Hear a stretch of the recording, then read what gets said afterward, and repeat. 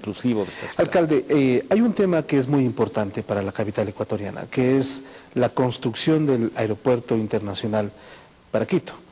Una construcción que ha tenido varias dificultades, que ha tenido varios errores, varios inconvenientes, por supuesto, pero la capital ecuatoriana debe, amerita y requiere de un aeropuerto. Sin duda.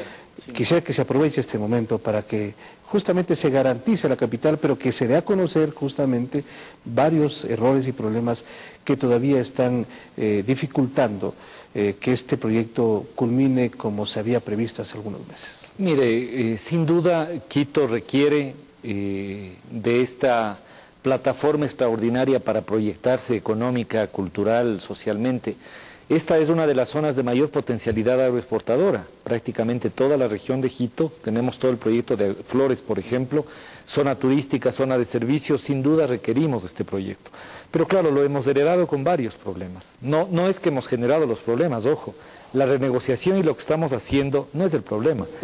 Políticamente. Es la solución al problema. Esto es importante. Cuando yo asumí había ya un informe de Contraloría que me decía: autoridad, usted tiene que hacer la renegociación sobre estos criterios. Cuando yo asumí, había ya una sentencia de la Corte diciendo: señor, las tasas tienen que ser consideradas, porque son recursos que ha pagado el público.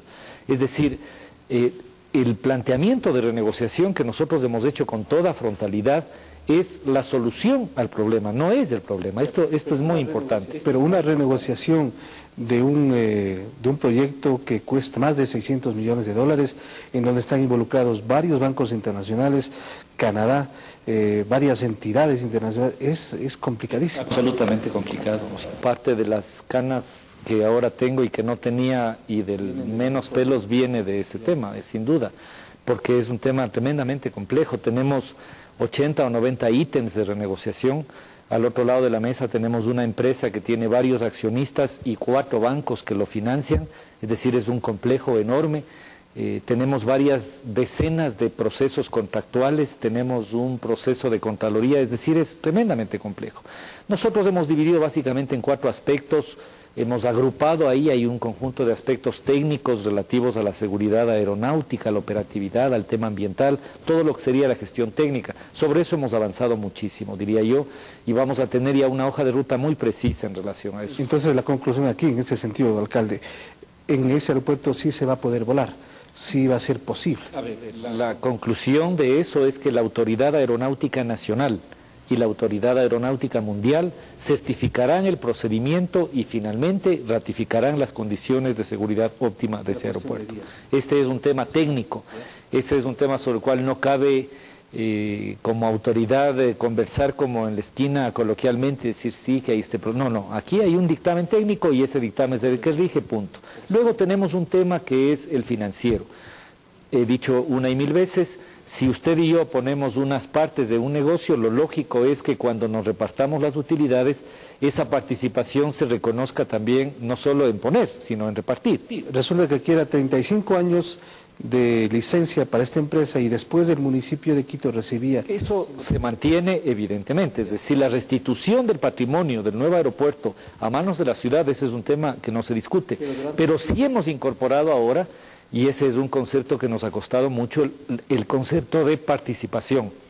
Ya desde el otro lado se reconoce que los recursos que hemos puesto a través de las tasas deben ser considerados como recursos, por lo tanto hay que considerarlos luego también en la repartición de dividendos. Esto es muy importante, porque prácticamente pasaríamos de una situación de cero participación solo a través de un fee a una participación efectiva también en la rentabilidad del proyecto. Eso hemos planteado con muchísima firmeza.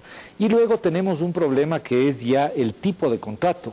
Esto es complejo, es decir, es un contrato que comenzó bajo una figura del Swiss Challenger, hemos cambiado la Constitución, hay un marco jurídico diferente, hay unas razones esgrimidas por quienes firmaron el aeropuerto del lado del concesionario. Dice, yo tengo aquí un contrato firmado, señor, y usted ha cambiado, es problema suyo. Es decir, ha sido muy difícil establecer. Estamos en el punto en el que yo soy moderadamente optimista, identifico una salida al final del túnel, identifico condiciones para tener una renegociación exitosa. No le puedo afirmar en este momento que esto sea así, porque precisamente desde el día de mañana yo voy a consultar por supuesto al Consejo, que es el órgano de gobierno, pero también a Contraloría, Procuraduría y Corte Constitucional. Lo propio estará haciendo en este momento el concesionario con sus prestamistas y tendremos una siguiente ronda ya alrededor de mediados de diciembre para de alguna manera configurar una salida. Pero Constitución de empresa pública privada. Hay muchas, la ley de empresas públicas ahora, por ejemplo, nos plantea figuras interesantes como una alianza estratégica. Hay elementos sobre los cuales es indispensable comenzar a trabajar una salida. Mire, si pudiéramos meternos en el túnel del tiempo hacia atrás y poder hacer todo de nuevo, tenga usted la certeza de que no es el mejor camino. Y con esto no quiero hacer un juicio de valor sobre nadie, porque yo normalmente... Pero lo que se decía es que el Estado nunca mostró interés y nunca tuvo los recursos. Sin duda, no, y en esto yo doy razón a quienes esgrimen eso, pero hoy estamos con una obra que tiene el 70% de avance, en un contexto de crisis económica del mundo, porque ese es el contexto actual, no es que usted sale mañana fuera de la frontera y la gente tiene todo el capital para invertir, no es así. Entonces, y estamos en ese sentido, digamos, en un contexto complejo de renegociación, muy presionados, pero también muy convencidos de que debe ser una renegociación exitosa. Sí, exactamente, nosotros hemos planteado que en el mes de diciembre cerremos, digamos, la parte sustantiva de un acuerdo o definitivamente de no acuerdo. ¿Qué significaría un no acuerdo? Un no acuerdo es un escenario complejo para todos, para quienes han puesto la plata y han prestado, para quienes construyen, para quienes trabajan y también para la ciudad, también para el gobierno. Una demanda internacional no va a ser al municipio.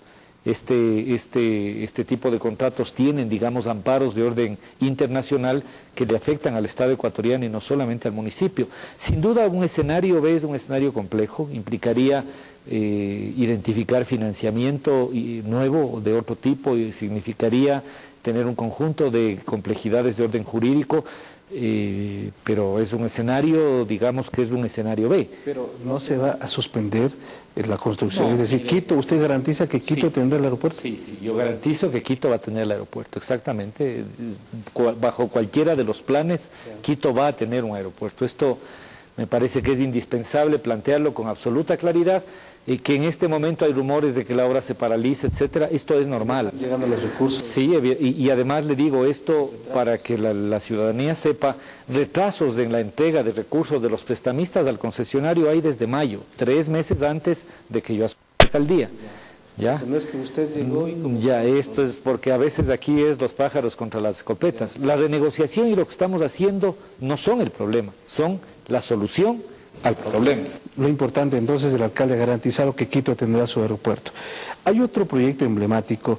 Usted viajó a Madrid, a España, para conversar con una empresa experta justamente en los diseños, estudios y construcción también de un metro. ¿Qué tan viable es la construcción de un metro en una ciudad tan compleja en cuanto a infraestructura, arquitectura? Mire, qué bueno que usted me pregunta esto. Las ciudades que han desarrollado sistemas de metro lo han hecho desde prácticamente finales del siglo XIX. Los metros más antiguos, como el de Londres, por ejemplo, datan de 1895. El metro de Nueva York comenzó a construirse casi a comienzos de siglo. El metro de Madrid tuvo una primera fase, después largos años de estancamiento y una activación desde los 80. A lo que voy es a que hay una experiencia, digamos, instalada en una serie de capitales. Se publicitó mucho mi viaje a Madrid ya como alcalde. Tal vez la gente no sabe, yo estudié y viví ahí en otros países de Europa, pero durante la transición visitamos sistemas de metros de Medellín, de Barcelona, de París, varios, y establecimos un análisis comparativo. No es que vamos a hacer el metro con los españoles, porque hay gente que dice, no. Lo que hemos hecho es firmar un acuerdo con la Comunidad de Madrid, que es el organismo de gobierno, que es titular de una empresa que es pública, que es Metro Madrid. Y el objeto del acuerdo es asistencia técnica, porque aquí exactamente, asistencia técnica, porque aquí lo que necesitamos no es que nos den haciendo, es que nosotros aprendamos a hacer. Ya, este es el concepto y para nosotros es fundamental desarrollar nuestra propia capacidad. ¿Qué le dirán si es factible o no es factible el método? Con ellos vamos a trabajar. Ahora yo le digo las cosas que aquí se plantean respecto a la factibilidad.